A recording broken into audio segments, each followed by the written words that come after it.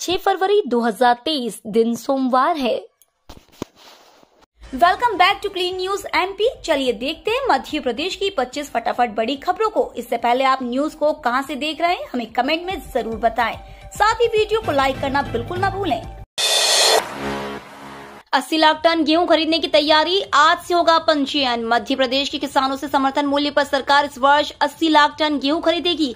खाद्य नागरिक आपूर्ति विभाग ने इसकी तैयारी कर ली। आज 6 फरवरी से पंजीयन की प्रक्रिया प्रारंभ होगी। किसान प्राथमिक कृषि साख सहकारी समितियों में जाकर पंजीयन करा सकते हैं। इसके अलावा 50 रुपए शुल्क देकर MP online common service centre लोक सेवा केंद्र से भी पंजीयन करा सकते हैं।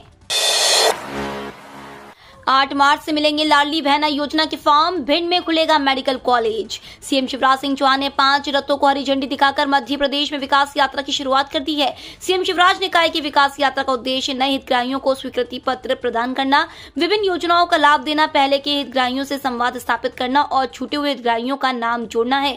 उन्होंने कहा कि मध्य प्रदेश में गरीब कल्याण हमारा संकल्प है। सीएम शिवराज ने कहा कि भिंड में मेडिकल कॉलेज खोला जाएगा। लाडली बहना योजना के लिए 8 मार्च को अंतर्राष्ट्रीय महिला दिवस से फॉर्म भरना शुरू हो जाएंगे। मध्य प्रदेश राज्य सेवा परीक्षा 2020 का परिणाम घोषित।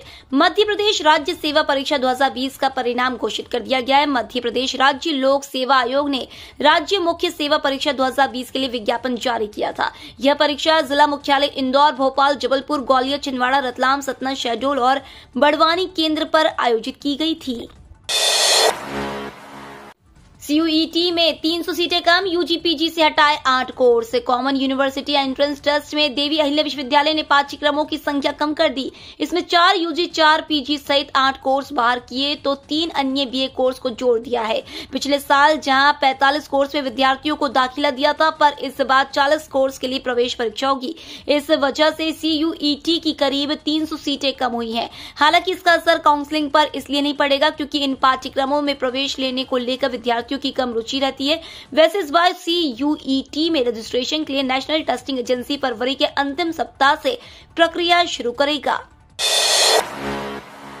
सीएसआर के खर्चों पर इनपुट टैक्स क्रेडिट क्लेम नहीं की जा सकेगी। इंदौर सीए शाखा और टैक्स प्रैक्टिशनर्स एसोसिएशन ने बजट 2023 पर परिचर्चा आयोजित की। इसमें प्रत्यक्ष कर पर सीए मनीष डफरिया एवं अप्रत्यक्ष करों पर सीए कीर्ति जोशी ने संबोधित किया। एसोसिएशन के अध्यक्ष सीए शैलेंद्र सिंह सोलंकी ने कहा कि अमृत काल का पहला बजट है जिसमें कैपिटल एक्सपेंडिचर में 33% की वृद्धि के साथ 10 लाख करोड़ रुपए का प्रावधान किया गया है।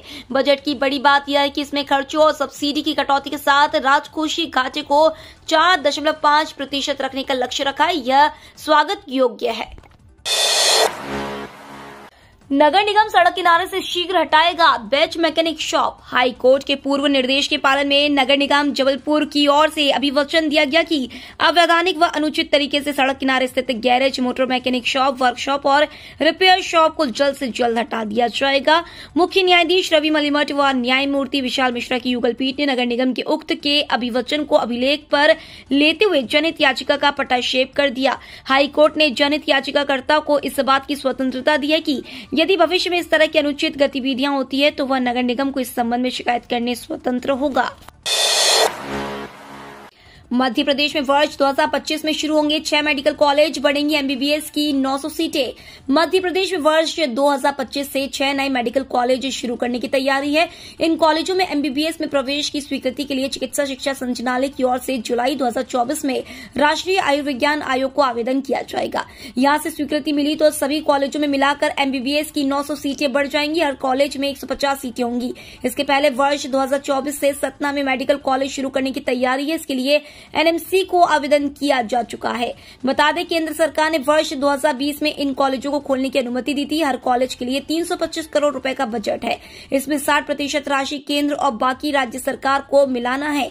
नए कॉलेज खोलने के लिए भवन बनाने की शुरुआत इसी वर्ष से होगी। प्राथमिक प्रसंस्करण केंद्र खुलवाएगी मध्य प्रदेश सरकार। कृषक उपज उन्नति योजना होगी लागू। मध्य प्रदेश में किसानों को उपज का अधिकतम मूल्य दिलाने के लिए शिवराज सरकार प्राथमिक प्रसंस्करण केंद्र खुलवाएगी। इसके लिए आगामी वित्तीय वर्ष से मुख्यमंत्री कृषक उपज उन्नति योजना शुरू करने की तैयारी है। इसमें स्थानीय युवाओं को प्रसंस्करण केंद्र खोलने के लिए बैंक ऋण पर अनुदान दिया जाएगा।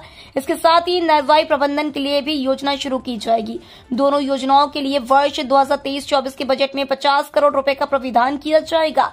शिवराज सरकार ने प्रसंस्करण केंद्रों की स्थापना की योजना लागू करने की घोषणा की थी। प्रदेश में अभी प्रसंस्करण की सुविधा सीमित होने के कारण किसान उपज सीधे व्यापारियों को बेच देते हैं, जबकि प्रसंस्करण करके उपज बेची जाए तो किसानों को अधिक मूल्य मिल सकता है। एमपी के किसानों के लिए राहत भरी खबर, जल्द होगा लंबित राशि का भुगतान। मध्य प्रदेश के किसानों के लिए महत्वपूर्ण खबर है। अब तक प्रदेश में 6,46,279 किसानों से 9,427 करोड़ 60 लाख रुपए की धान की खरीदी की गई है। वहीं किसानों से खरीदी धान का लंबित भुगतान जल्द किया जाएगा। सीएम शिवराज सिंह चौहान ने कहा कि धान उपार्जन के लिए निर्धारित अवधि में जो किसान धान नहीं दे पाए हैं उन शेष रहे किसानों से धान खरीदी जाए। धान उपार्जन में जिन कृषकों का भुगतान लंबित है उनका त्वरित भुगतान सुनिश्चित करे। पहली बार ग्वालियर में होगी आर्मी के पैरा कमांडो की भर्ती। दुश्मनों को धूल चटाने वाले भारतीय सेना की पैरा कमांडो की भर्ती पहली बार ग्वालियर में होने जा रही है। इस बार पैरा कमांडो बनने का मौका ग्वालियर और चंबल अंचल सहित 13 जिलों के उन अभ्यर्थियों को मिलने जा रहा है जिन्होंने हाल ही में संपन्न हुई अग्निवीर भर्ती रैली में शारीरिक प्रवीणता परीक्षा के दौरान सबसे उत्कृष्ट प्रदर्शन किया था। इसमें करीब 80 वे अभ्यर्थी पैरा कमांडो भर्ती में शामिल होंगे जिन्होंने शारीरिक प्रवीणता परीक्षा में 100 और लिखित परीक्षा में 50 नंबर हासिल किए हैं। आज सुबह 7 बजे से मुरार कैंटोनमेंट स्थित सुदर्शन चक्र चौक स्थित मैदान पर यह भर्ती आयोजित होगी।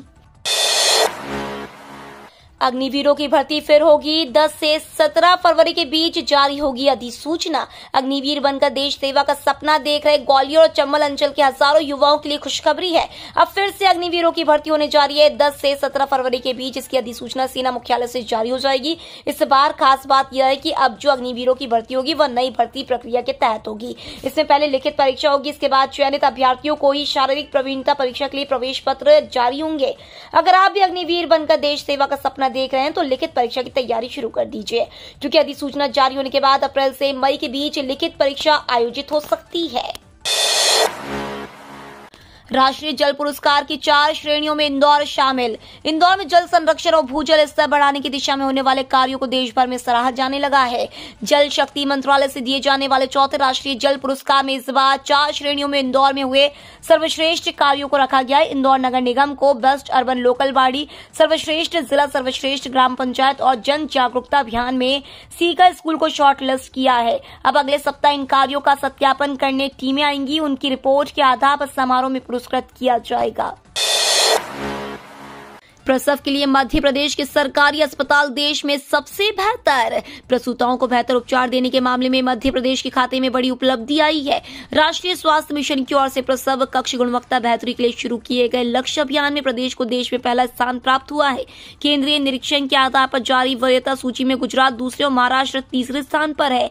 लक्ष्य योजना के तहत प्रदेश के 111 शासकीय स्वास्थ्य संस्थाओं को राष्ट्रीय स्तर पर प्रमाणीकरण किया गया है। इन्हें प्राप्त अंकों के आधार पर 1 से 5 लाख रुपए तक वार्षिक अनुदान प्राप्त होगा, जिसे ऑपरेशन थिएटर और प्रसव कक्षों की बेहतरी के लिए खर्च किया जा सकेगा। सुरक्षित और गुणवत्तापूर्ण मातृत्व देखभाल को ध्यान में रखते हुए प्रदेश के अस्पतालों में व्यवस्थाओं की जांच की गई। इंदौर का सपना पूरा, 15 अगस्त को हो सकता है मेट्रो ट्रेन का ट्रायल रन।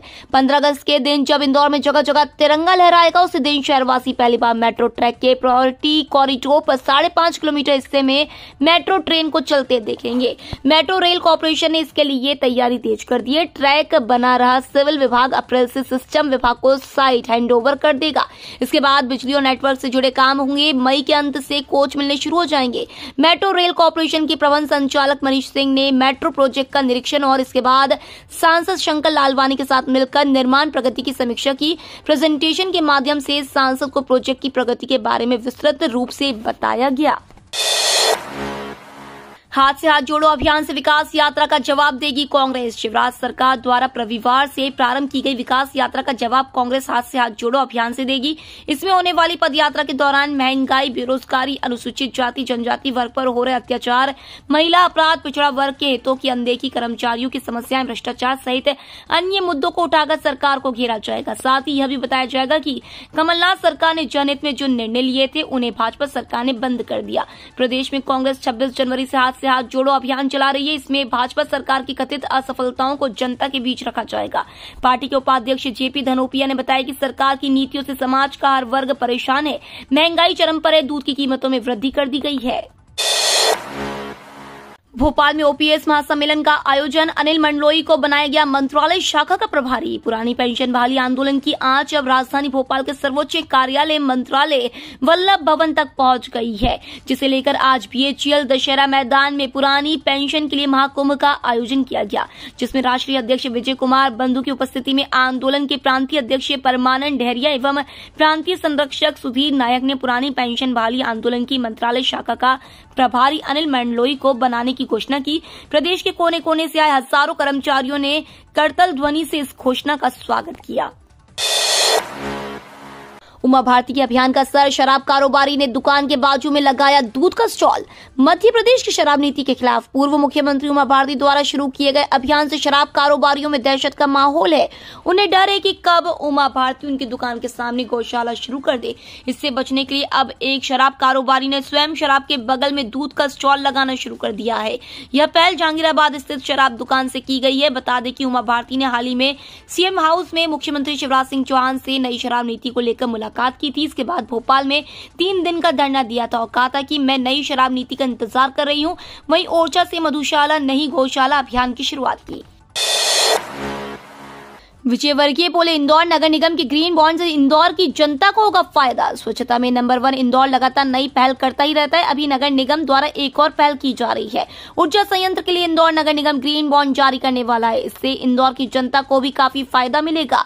खास बात यह है कि इसके लिए इंदौर में सोलर पावर प्लांट बनाकर तैयार किया जाएगा, जिसकी सहायता से पानी इंदौर में पहाड़ों से लांघकर पहुंचाया जाएगा। इससे न केवल बिजली के बिल में भारी कमी होगी, बल्कि इंदौर को अतिरिक्त पानी भी मिलेगा। और ऐसा करने वाला इंदौर नगर निगम देश का ऐसा पहला नगरीय निकाय होगा जिस प्रोजेक्ट के लिए ग्रीन बॉन्ड जारी करेगा।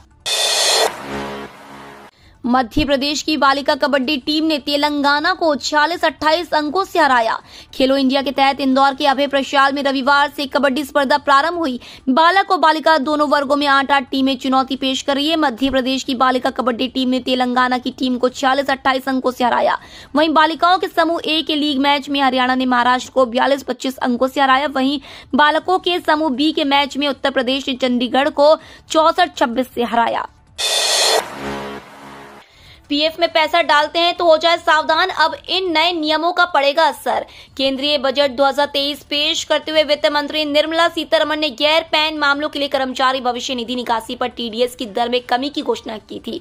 अब सरकार ने गैर पैन मामलों में ईपीएफ निकासी के कर योग्य हिस्से पर टीडीएस दर को 30% से घटाकर 20% कर दिया। ईपीएफ से निकासी पर काटे गए टीडीएस से उन वेतनभोगी व्यक्तियों को मदद मिलने की उम्मीद है जिनका पैन कर्मचारी भविष्य निधि संगठन के रिकॉर्ड में अपडेट नहीं किया गया है।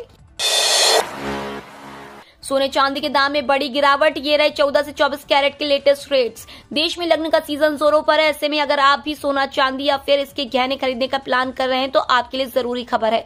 पिछले कई महीनों से सोने और चांदी के दाम में लगातार तेजी देखी जा रही है। हालांकि बीच बीच में सोने और चांदी के दाम थोड़े कम जरूर हो जाते हैं, लेकिन यह क्षणिक होता है। आलम यह है, सोना अभी भी अपने ऑल टाइम हाई रेट के करीब बिक रहा है।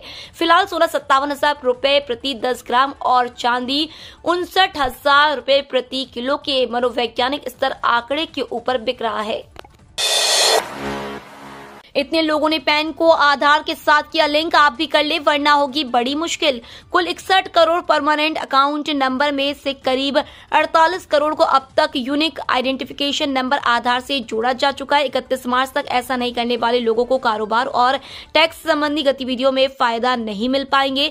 केंद्रीय प्रत्यक्ष कर बोर्ड के चेयरपर्सन नितिन गुप्ता ने यह जानकारी दी। उन्होंने कहा कि अब भी कई करोड़ों पैन को आधार से नहीं जोड़ा गया है, लेकिन 31 मार्च की समय सीमा खत्म होने तक तक इस काम के भी पूरा हो जाने की उम्मीद है। सरकार ने पैन को आधार से जोड़ना अनिवार्य कर दिया है। इसके लिए 31 मार्च 2023 की समय सीमा तय करते हुए कहा गया है कि आधार से नहीं जोड़े गए व्यक्तिगत पैन इस तारीख के बाद निष्क्रिय घोषित कर दिए जाएंगे। इसके साथ ही सरकार ने कहा है कि मौजूदा समय में 31 मार्च के बीच पैन को आधार से जोड़ने के लिए 1000 रुपए का शुल्क देना होगा। अगले 24 घंटे में बदल जाएगा मौसम, हवाओं के रुख से चढ़ेगा पारा, मिलेगी ठंड से राहत। मध्य प्रदेश का मौसम इस समय बदलाव की दौर से गुजर रहा है। इस सीजन में मौसम ने कभी ठंड, कभी सामान्य तो कभी बारिश के रूप दिखाए। अब थोड़ी गर्माहट शुरू होने के आसार है। मौसम वैज्ञानिक जबलपुर के जॉन जैकब ने बताया कि अगले 24 घंटे में फिर नया पश्चिमी विक्षोभ सक्रिय होने वाला है, जिसमें मौसम में परिवर्तन संभव है और आने वाले दिनों में तापमान में इजाफा होगा। नए पश्चिमी विक्षोभ के कारण इंदौर में अगले कुछ दिनों रात के पारे में गिरावट आ सकती है। वहीं दिन का तापमान सामान्य के आसपास रहेगा। गौरतलब है कि मौसम अब पूरी तरह से शुष्क हो गया है। मौसम में अगले 24 घंटे वातावरण में ठंडक बनी रहेगी। इसके बाद ठंड में कमी आएगी और तापमान बढ़ने के आसार हैं। किसानों के लिए अच्छी खबर, 3 साल के लिए बढ़ी ये योजना, 2026 तक मिलेगा लाभ। किसानों के लिए महत्वपूर्ण खबर है। केंद्र सरकार ने पीएम कुसुम योजना को 3 साल के लिए और बढ़ा दिया है।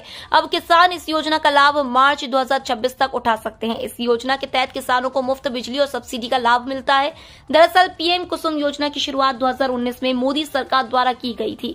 इस योजना का उद्देश्य साल 2022 तक 30,800 मेगावाट की अतिरिक्त सौर क्षमता प्राप्त करना था और 34,422 करोड़ रुपए का निवेश करने की योजना बनाई थी। इस योजना के तहत गांव क्षेत्र में सोलर पावर प्लांट लगाया जाता है और सोलर प्लांट की मदद से किसान फ्री बिजली का लाभ उठा सकते हैं। हैदराबाद की तर्ज पर बनेगा इंदौर में 10,000 की क्षमता का कन्वेंशन सेंटर। प्रदेश सरकार मान चुकी है कि बड़े आयोजनों के लिए इंदौर से बेहतर जगह मध्य प्रदेश में दूसरी नहीं है, लेकिन यहाँ बड़ी क्षमता के कन्वेंशन सेंटर नहीं है। इसलिए मुख्यमंत्री शिवराज सिंह चौहान ने इंदौर विकास प्राधिकरण को 10,000 लोगों के बैठने की क्षमता वाला कन्वेंशन सेंटर बनाने की लक्ष्य दिया है। प्राधिकरण ने इसके लिए सुपर कॉरिडोर पर जमीन खोज ली है। जल्दी एक टीम हैदराबाद भेजी जाएगी। वहां ज्यादा बैठक क्षमता का अंतर्राष्ट्रीय स्तर का कन्वेंशन सेंटर है। उसका आकलन करने के बाद इंदौर में निर्माण की प्रक्रिया शुरू होगी। ये तो थी आज की 25 फटाफट बड़ी खबरें। अगर आपको न्यूज पसंद आई हो तो चैनल को सब्सक्राइब करना ना भूले। धन्यवाद।